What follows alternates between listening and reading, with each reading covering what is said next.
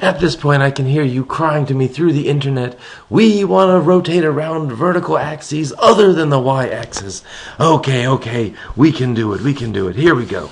Let's say we have our usual cliche y equals f of x function. And here's the line x equals a. And here's the line x equals b. And this is the area you want in between.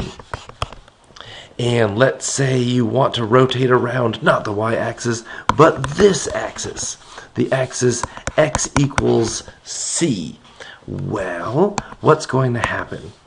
If we add up all the slices from a to b, one of them is going to be this one at x, and it is going to rotate around like this, around that particular axis, forming a shell. What is the height of the shell? F of x. What is the radius of the shell? Well, let's see. From here to here is c, and from here to here is x. So the radius is going to be x minus c. And if we add all those up, the volume that we get is going to be the integral from a to b, 2 pi r, and r is x minus c, f of x dx. Well, that's lovely, but I know what you're thinking. You're thinking, what if the c was slightly different? What if the c, how far back can I go? What if the c wasn't there? What if the c was over here? A negative value. Well, now we're going to be off the chart on this one. Something like this, as we have a much larger radius. Still, the height of the shell is going to be f of x. But now our radius is this whole thing. Well, let's see. This distance is c, and this distance is x. For one moment, and man, I just had to delete a whole video in which I said x plus c. Could you imagine that? X plus c. This is a negative c. If I want to add this distance to this distance, I'm going to have to go x minus c for the radius, right? Because when you subtract a negative number, it's like adding. What we're going to get is we are going to get, the volume is going to be the integral from a to b of 2 pi r being x minus c, f of x dx. Which, if you were paying attention, is exactly the same formula that we had before. Well, so that one, why don't I keep that up this time? In case you don't believe me, that we're going to get pretty much the same formula every single time, which is, as they say, awesome. Let's see, what would happen if our c-axis, the vertical axis, was to the right of it? Well, now things are going to change, right? What if we rotate around this x equals c? Well, again, we get this, I think I'm going to go off the chart, but whatever. We get this huge shell. The height of the shell is f of x. That's not so bad. But this is our radius. And what is that radius? Well, this is x, and this is c. So our radius is c minus x. We get something different. We get the integral from a to b, 2 pi c minus x, f of x dx. And if we had used the x minus c formula that we had used before, if you notice, these two things are negatives of each other, right? If I multiply the first one by -1 and decide to put it in with the x minus c, it will become c minus x. So if we had used this formula by mistake, we would have gotten the negative of the answer. Oh, what am I going to say? Those of you with telepathy, I can read your mind, reading my mind. You are reading my mind correctly.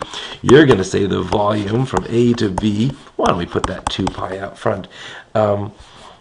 X minus C, f of x dx in absolute values. That's right. The absolute value of the negative of the correct answer is the correct answer, and isn't that awesome? And this works. This is, why don't I say this? This is the volume of the area between y equals f of x, the x-axis,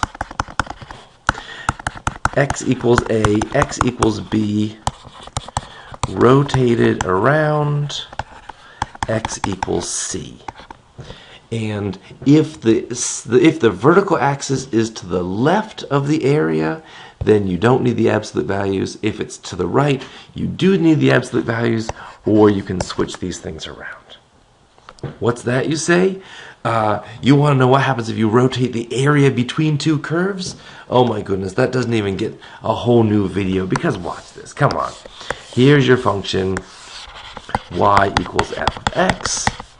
Here is your function, let's talk about when they intersect. Here is your function y equals g of x. They naturally intersect from A to B. We want to rotate this area around, doesn't particularly matter, some curve x equals c.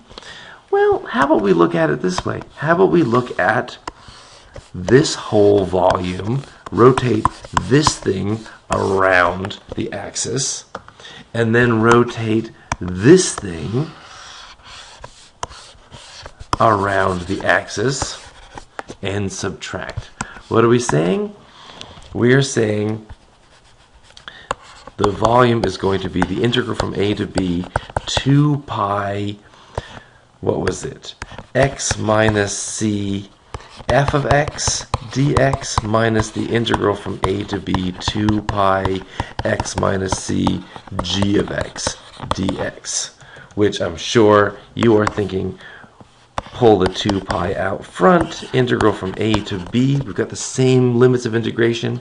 We've got an x minus c in common, x minus c times f of x minus g of x. What's that? You're a little bit nervous that maybe your axis y, x equals c, is to the right of your area. What's that? You are a little bit nervous that maybe your g of x is above your f of x. Bang! Use absolute values, no problem. Again, if they intersected several times, you would have to find all the points at which they intersect and deal with those separately. But this is, I'll write it out with the typewriter because it's so much faster. This is the volume of the solid of rotation obtained by rotating the area between y equals f of x, y equals g of x, x equals a, x equals b, around the vertical axis x equals c. And that's that. Maybe I'll do an example, maybe I won't. I'm done with this one.